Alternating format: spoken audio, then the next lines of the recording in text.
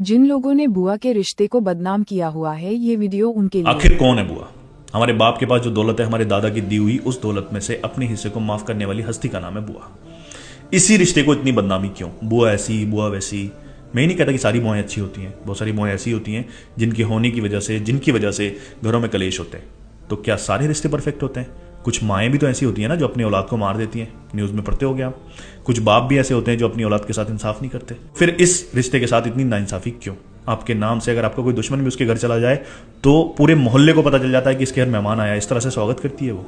आपके घर वो आए तो पता ही नहीं चलता कब आई कब चली गई। आपकी बीवी की बहन आती है तो उसका अच्छा स्वागत होता है, उसको गैरों के जैसे बर्ताव किया जाता है, जबकि उसका हक बनता है घर पे।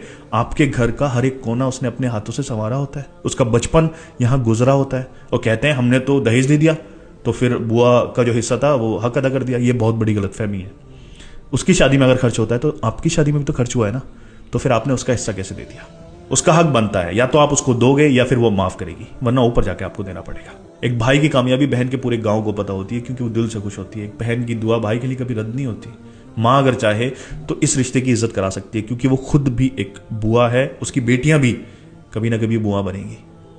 ये रिश्ते जो खुदा ने बना दिए हैं, उन रिश्तों की कदर करनी चाहिए, क्योंकि ये सच है, अगर किसी भी रिश्ते के साथ हम नाइंसाफी करेंगे तो उसका जवाब हमें देना है। जिन लोगों ने